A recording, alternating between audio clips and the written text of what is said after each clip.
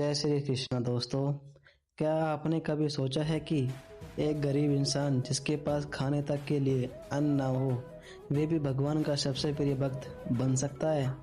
क्या केवल जलदान, सेवा और सच्ची भक्ति से मनुष्य अपने जन्म जन्मदान तक के पापों से मुक्त हो सकता है? और क्या भगवान सचमुच अपने भक्तों की परीक्षा लेते हैं? आज की यह कथा आपके इन सभी प्रश्नों को उत्तर देगी, इसलिए यह कथा को अंत तक अवश्य सुनिए, क्योंकि अंत में भगवान विष्णु स्वयं प्रकट होकर अपने भक्त को ऐसा वरदान देते हैं जिसके सुनकर आपका हृदय भक्ति से भर जाएगा। एक बार सभी भक्त प्रेम से बोलिए हरे कृष्णा। प्राचीन समय की बात है, नैमिषारण्य नामक पवित्र वन में अनेक ऋषि मुनि एक विशाल यज्ञ कर रहे थे। वहाँ का वातावरण अत्यंत दिव्य था। चारों ओर वेद मंत्रों की ध्वनि गूंज रही थी। यज्ञ की पवित्र अग्नि प्रज्वलित थी। सभी ऋषि मुनि धर्म चर्चा में लीन थे। उसी समय सभी मुनियों ने सूत जी महाराज से कहा, हे सूत जी, अपने हमें जेठ माह की का वर्णन किया। अब कृपा करके कोई ऐसी कथा सुनाइए जिससे इस पवित्र माह का महत्व और अधिक स्पष्ट हो जाए। सूत जी ने हाथ जोड़कर भगवान विष्णु का स्मरण किया और बोले, हे मुनियों, ध्यानपूर्वक सुनिए यह कथा। सुनने मात्र से मनुष्य के पाप नष्ट हो जाते हैं और भगवान विष्णु की कृपा प्राप्त होती है।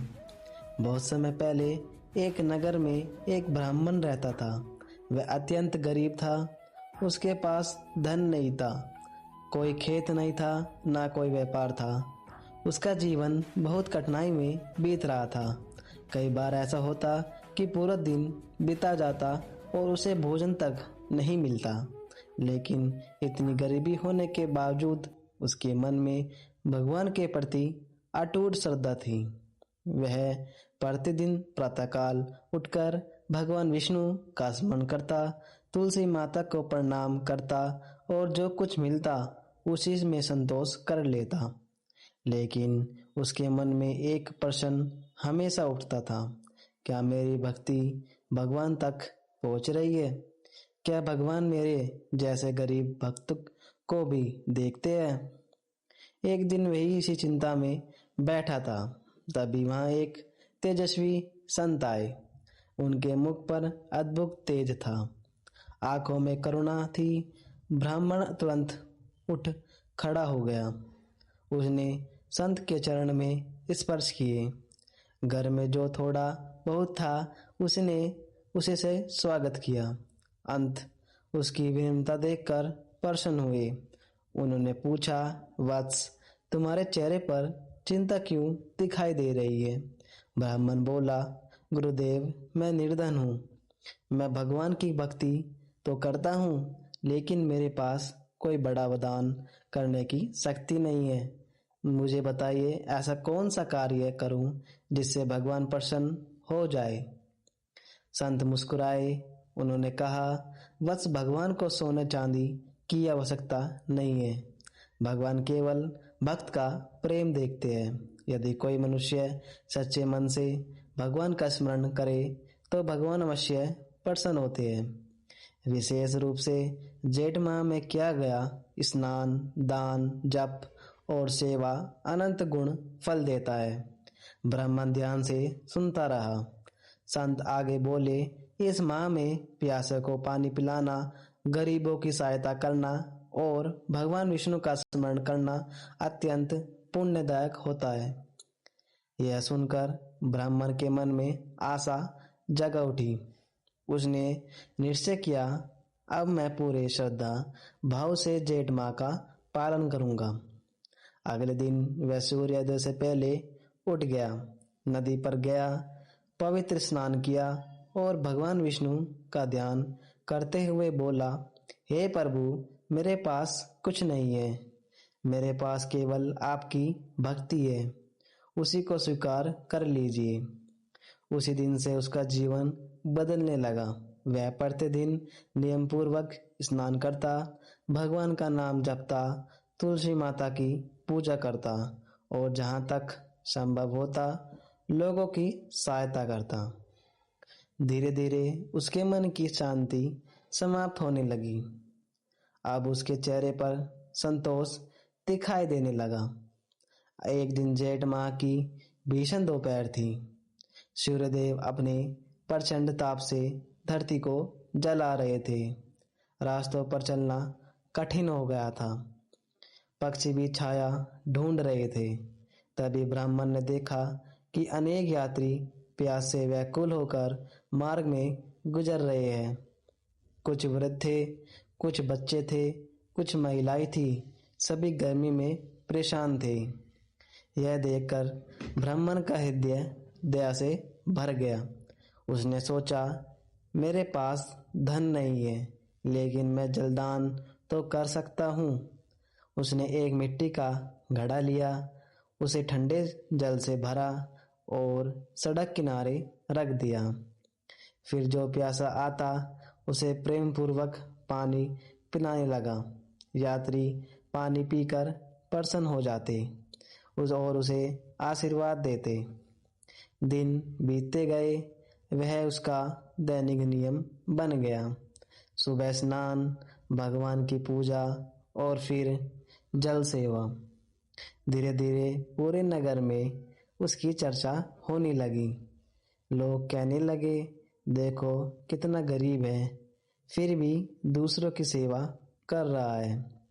लेकिन दोस्तों, भगवान जब किसी भक्त पर प्रसन्न होते हैं तो पहले उसकी परीक्षा अवश्य लेते हैं।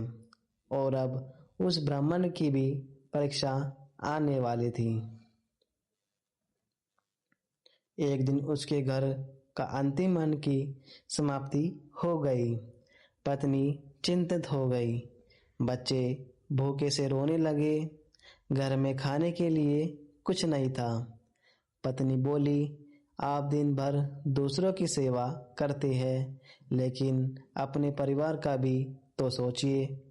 ब्राह्मण कुछ देर मौन रहा, फिर बोला, भगवान ने आज तक हमें भूखा नहीं रखा। मुझे विश्वास है कि आगे भी वे हमारी रक्षा अवश्य करेंगे। उसने उसी दिन भी अपना जलदान नहीं छोड़ा। वह पहले की तरह घड़ा भरकर बैठ गया। लोग आते रहे, पानी पीते रहे, आशीर्वाद देते रहे।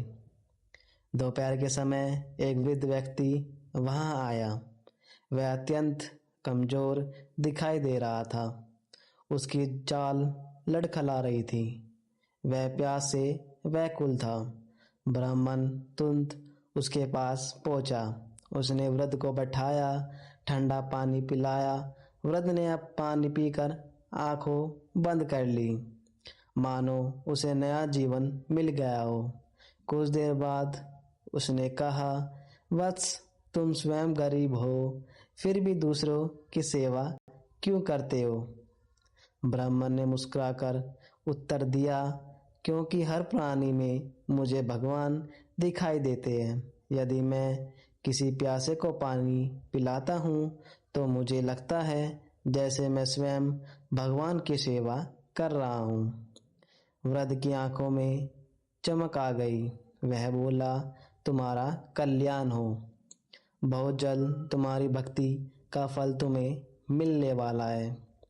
यह कहकर वह वृद्ध वहां से चला गया। लेकिन वह कोई साधारण मनुष्य नहीं था। वह भगवान की प्रेरणा से आया दिव्य पुरुष था, जो ब्राह्मण की परीक्षा लेने आया था। उधर वैकुंठ धाम में भगवान विष्णु अपने भक्त की सेवा देखकर अत्यंत प्रसन्न हुए। माता लक्ष्मी ने कहा, प्रभु, यह भक्त सचमुच महान है। इतनी गरीबी में भी इसका विश्वास नहीं डिगा। भगवान मुस्कुराए और बोले, ऐसे भक्त दुर्बल होते हैं। अब समय आ गया है कि इसकी भक्ति का फल दिया जाए। उसी रात ब्राह्मण के घर के बाहर एक बैलगाड़ी आकर रुकी। उसमें अन्न के भरे बड़े बोरे थे, साथ में वस्त्र और आवश्यक सामग्री भी थी।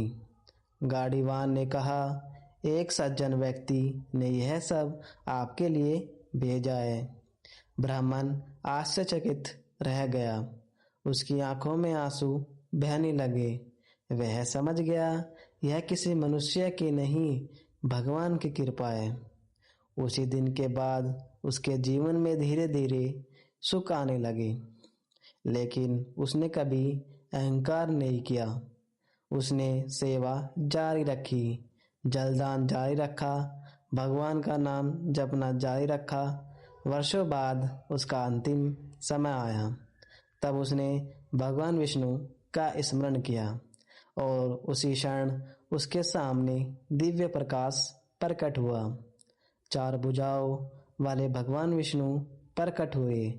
शंख, चक्र, गदा और पद्म धारण किए हुए। भगवान बोले, वत्स, तुमने जेठ माह में जो सेवा की उसमें मैं अत्यंत प्रसन्न हूँ। तुमने बिना किसी स्वार्थ के लोगों की सहायता की।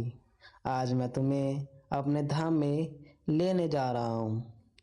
यह सुनकर ब्राह्मण की आंखें से आनंद के आंसू बहने लगे।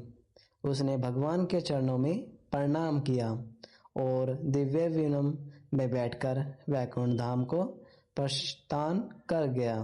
भक्तों, इस कथा में हमें यह शिक्षा मिलती है कि भगवान को हमारा धन नहीं चाहिए, भगवान को हमारा प्रेम चाहिए, हमारा विश्वास चाहिए और हमारी सेवा भावना चाहिए।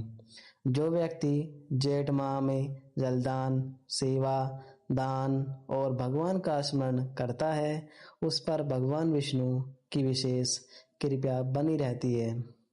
हरे कृष्णा दोस्तों, यदि आप कथा को अंत तक सुना है तो मन ही मन भगवान विष्णु का स्मरण अवश्य कीजिए और अगले अध्याय की ओर बेअद्भुत एवं रहस्यमय कथा के साथ हम फिर मिलेंगे। तब तक के लिए जय श्री हरि।